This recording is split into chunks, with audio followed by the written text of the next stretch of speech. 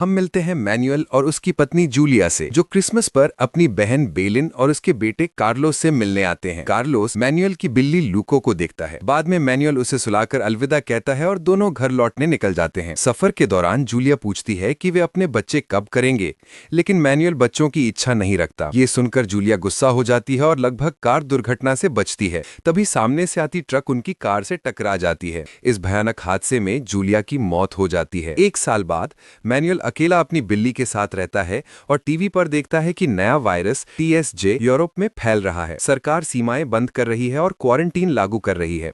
Manual इस खबर को नजरअंदाज करता है, जबकि वायरस लोगों को ज़ॉम्बी बना रहा होता है। मैनुअल बोट यार्ड जाता है, जहां कुछ लड़कियां उसकी नाव खरीदने आई हैं। वो उन्हें नाव दिखाता है और कागज लेने नीचे जाता है। यहीं पर उसे जूलिया की यादें सताने लगती हैं और वो उनके खुशहाल पलों को याद करता है। बाद में उसे बेलिन का कॉल आता है, लेकिन वो जवाब नहीं देता। वो खरीदारी के लिए जाता है और देखता है कि लोग खाने पीने का सामान ज्यादा मात्रा में खरीद रहे हैं। घर लौटने पर उसे फिर से सरकार की चेतावनी सुनाई देती है।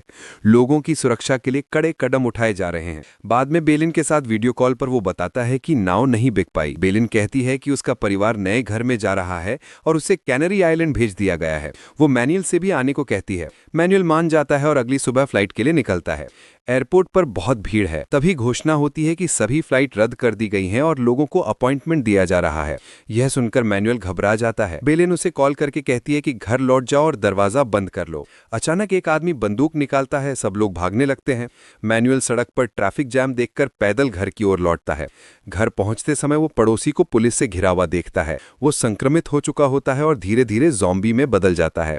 यह देख मैनुअल डर जाता है। अगले दिन बेलिन बताती है कि वायरस का नया वेरिएंट आ गया है और फ्लाइट्स हमेशा के लिए बंद हो गई हैं। उसका पति, जो सेना में है, बताता है कि सरकार लोगों को सेफ जोन्स में भेज रही है, लेकिन वहां भी संक्रमण का खतरा है। इसलिए बेलिन कहती है कि मैनुअल को हर हाल में घर पर ही रहना चाहिए। धीरे धीरे हालात बिगड़ने लगते हैं।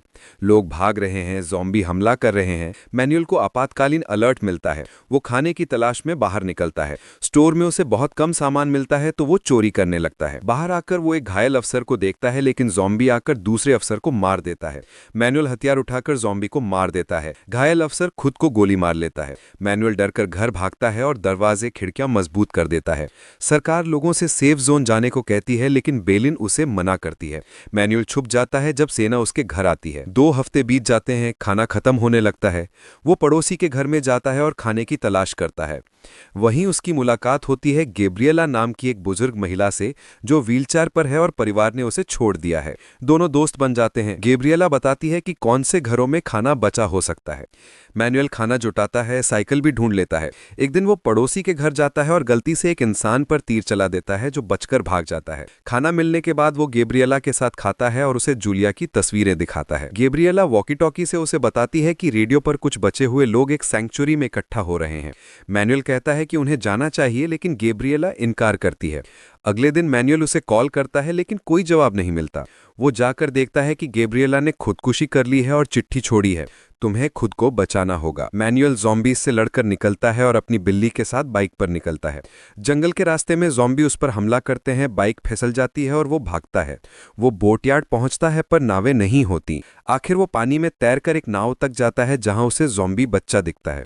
वो स्पीड बोट से निकल जाता है और बेलिन को आखिरी मैसेज भेजता है, सेफ जोन भी संक्रमित हो चुके हैं, तुम सही थी, सब कुछ खत्म हो गया है। बोट बंद पड़ जाती है, लेकिन तभी उसे एक बड़ा जहाज दिखाई देता है। कुछ लोग उसे खींचकर ऊपर लाते हैं। वहां उसकी मुलाकात होती है विक्टर और जहाज के कप्तान आशिकोव से। विक्टर कहता है कि सैंक्चुरी अब क्वारंटीन हो चुका है और वहां किसी को नहीं जाने दिया जाएगा। वो बताता है कि वो हेलीकॉप्टर पायलट है और मैनुअल से कहता है कि अगले दिन वे साथ मिलकर खाने के लिए जगहें ढूंढेंगे। रात को मैनुअल एक और नाव देखता है जिसमें कुछ लोग होते हैं। सुबह वो विक्टर से पूछता है तो विक्टर कहता है कल रात कोई नहीं आया। मैनुअल को शक होता है और वो देखता है कि जहाज पर कैदियों की तरह लोगों को नीचे बंद किया गया है। धीरे धीरे उसे समझ आता है कि कप्तान आशिकोव और उसकी टीम इन नए बचे हुए लोगों को पकड़ रहे हैं। कैदी कप्तान आशिकोव के कब्जे में होते हैं। वो मैनुअल से कहता है कि अपने काम से काम रखे और बीच में दखल ना दे, लेकिन मैनुअल कहता है कि उसे एक हॉस्पिटल पता है जहां एक हेलीकॉप्टर खड़ा है। वहां से वे कैनरी आइलैंड जा सकते हैं, जहां उसकी बहन बेलिन है। विक्टर मैनुअल से कहता है कि वो ज्यादा सवाल न पूछे और वहां से चला जाता है। मैनुअल रात को भागने का फैसला करता है। वो स्कूबा सूट पहनता है, अपनी बिल्ली को बैग बैग में छिपाता है और नीचे कैद लोगों को देखने जाता है। वो उन्हें बंधा हुआ पाता है और छुड़ा देता है। तभी एक गार्ड आता है और उनमें से एक को मार देता है। विक्टर आकर गार्ड को शांत करने की कोशिश करता है, लेकिन अचानक उस पर हमला करके रस्सी से उसका गला घोंटकर मार देता है।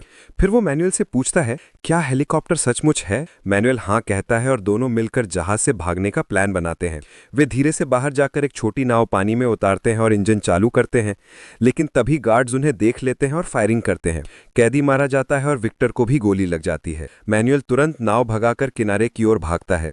वो एक कार ढूंढता है जिसमें एक ज़ॉम्बी बैठा होता है। वो ज़ॉम्बी को मारकर कार ले लेता है। फोन चार्ज करता है और कहता है कि उन्हें हेलीकॉप्टर ढूंढना होगा और बेलिन से मिलने कैनरी आइलैंड जाना होगा। वो विक्टर का शुक्रिया अदा करता है जिसने उसकी जान बचाई। विक्टर बताता है कि आशिको सिर्फ उन्हीं को जिंदा रखता है जो उसकी सेवा करते हैं, बाकी सबको मरवा देता है। वो पानी की टंकी और अपनी सेना बनाने में लगा है। मैनुअल तेजी से हॉस्पिटल पहुंचता है, लेकिन छत पर हेलीकॉप्टर नहीं दिखता। तभी ज़ॉम्बी कार पर हमला करता है। मैनुअल बाहर निकलता है, ज़ॉम्बीज को मारता है और घायल विक्टर को लेकर हॉस्पिटल में प्रवेश करता है। अंदर ऑपरेशन रूम में वो विक्टर की चोट देखता है। जख्म बहुत गहरा है। वो दवाइयां खोजने निकलता है और ऊपर से बच्चों की आवाज सुनाई देती है।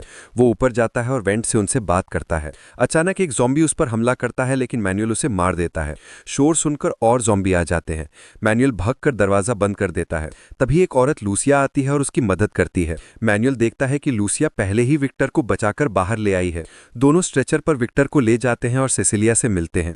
वो गुस्से में सेसिलिया से कहती है कि उसे बाहर नहीं जाना चाहिए था। लूसिया कहती है कि विक्टर की हालत नाजुक है और सेसिलिया मदद के लिए राजी हो जाती है। बच्चे बिल्ली के साथ खेलने लगते हैं। लूकस बताता है कि उन्होंने गोली निकाल दी है और विक्टर अब सुरक्षित है। मैनुअल कहता है कि वे यहाँ हेलीकॉप्टर ढूंढने आए थे, लेकिन नहीं मिला। लूसिया उसे दिखाती है कि हेलीकॉप्टर नीचे खड़ा है, लेकिन चारों तरफ ज़ॉम्बी है। रात में सेसिलिया कहती है कि उनके पास खाना खत्म हो रहा है और अगर विक्टर हेलीकॉप्टर उड़ा सके तो सब बच सकते हैं। लूसिया बताती है कि बच्चों ने अपने माता पिता खो दिए हैं और अब वो उनकी दुनिया है। मैनुअल कहता है कि उसने भी अपनी पत्नी को खो दिया था और वो इसी हॉस्पिटल में मरी थी। वो उसका कमरा देखने जाता है, आखिरी पल याद करता है और रो पड़ता है। अगले दिन उसे बेलिन के कई मैसेज मिलते हैं। बेलिन उसे याद कर रही होती है। मैनुअल जवाब देता है कि वो ठीक है और जल्द ही उससे मिलेगा।